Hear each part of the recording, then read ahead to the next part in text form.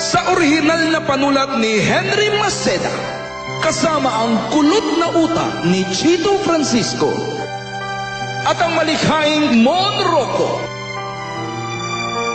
Hatid sa inyo ng Beijing Production, ang isa na namang soap opera na aantig sa inyong mga damdamin sa katauhan ni Antonieta.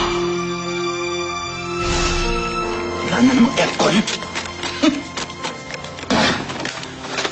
Antonieta! Badong, nakatakas ka na naman. Oo.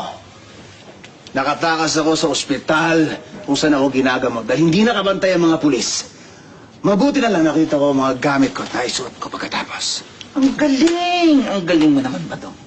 Akala ko, huling episode mo na yon dahil lagi kang late sa taping. Hindi ako pwedeng mawala sa taping dahil naalagaan ako ng EP. At lalong hindi ako pwedeng mawala hanggat hindi ako nakakaganti sa pagbenta mo sa akin sa mga pulis. Wow! Strong words, Badong. Sino tatawagan mo? Si Madam X. At sasabihin ko sa kanya ang pagbebenta mo sa akin sa mga pulis. Baka jombagin ko sa mukha yung Madam X na sinasabi mo. Tingnan lang natin. Hello, Madam. Andito ako kay Antonieta. Oo, andito siya. Ang galing! Bravo, bravo, bravo, Badong! Ang tindi naman. Isang pindot lang, ha? Nakausap na kaagad yung tinatawagan mo. Ano to? Hindi man nag-ring? Na nga bang epekto sa'yo ng kapapanood ng mga soap opera? Nangyayari ba sa toong buhay? Ano to? Yung kausap mo, nakahalukip kibong ramay at hinihintay ang tawag mo, walang ginagawa, kundi hintay ng tawag mo buong maghapon? That's not happening in real life, Badong. Opo, Madam X. Sige, Padre. Pumunta ka na dito. May continuation pa talaga yung pagtawag mo. Sa dami na sinabi ko. Papunta na si Madam X para kausapin ka. Sino ba yung Madam X na yan, ha? Sino ba yung bruha na yan?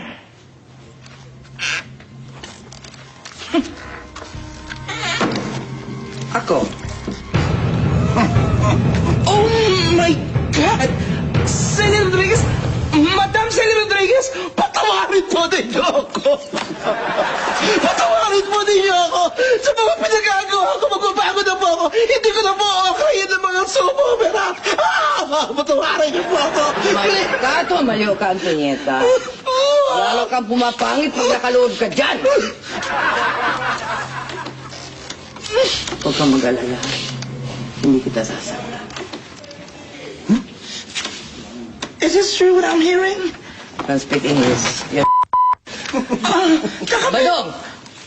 Tama si Antonieta. Siya lang ang pumupuna sa mga kalukuang ginagawa ng mga sopa opera ngayon. Oh my God!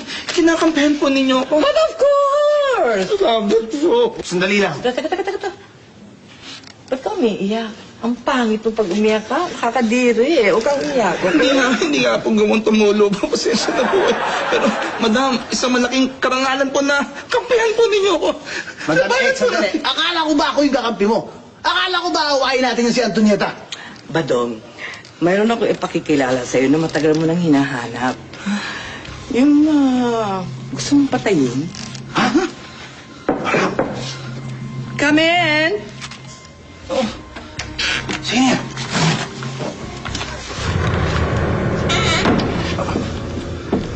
Roman? Ikaw yan, Roman. Imposible ito. Napatay na kita noon. Tandang-tanda ko.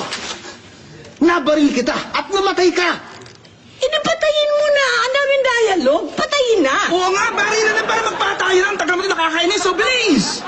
Yun ang akala mo. Akala mo napatay mo ako, pero hindi.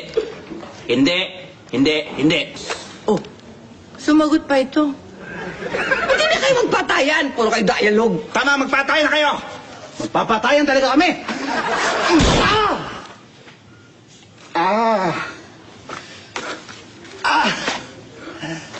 Roman! Badong! Roman, mag-usap tayo. Sandali. Badong! Dito ka. Badong! Dito ka. Yan. Ayun. Tingnan mo, Madam Celia. Ito yung hinihintay kong napakatagal na eksena ng bago mamatay. Roman. Sigurado, may sasabihin sikreto bago siya madedo. Meron akong sikretong sabihin sa'yo bago kumatay. O, tinan mo.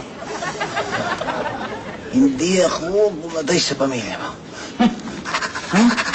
Kung ganun, sino? Yan. Si Antonieta. Siya nag-utos sa akin na patayin ang pamilya mo. Paalam. Ang nakita mo, tinapos mo na yan kanyang dialogue bago siya mamatay. Maisa ako. Very teleserye. Ulat niya. Madam Celia, ay nga ba sinasabi? Tingnan niyo yung eksena na yan. Bawal mo ng pabango, Chip. Ayan. Yan pong uso ngayon. Sige. Nagawa pa talagang favor ni Badong sa kamerang ito para makita sa TV. Ha! Dahil kasi kung nagharap sila, hindi makikita ng mga televiewers na nanonood. Di ba? Nangyayari ba sa totoong buhay? Hindi!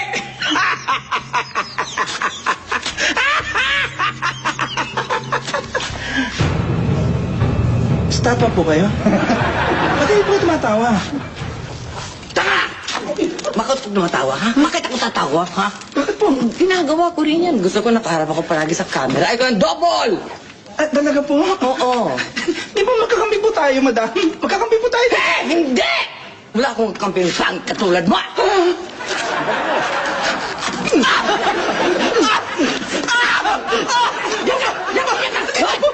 Lulabot mo ako! Antonieta! Antonieta! Antonieta! Taka talaga! Sunod-sunod po! Wala ka ng pelikula! Yung buhok ko, nakita na ng mga teleview! Alam na nilang pangit ka! Hindi na kailangan ng wig. Napakasakit naman po. Masyadong personalan naman po ang tira niyo po sa akin. Wala naman po personalan na ganyan. Madam! Behave! Dito po nagwawakas ang kamalitahan ng pinakapangit na kalaban ng mga teleserye at soap opera, si Antonieta.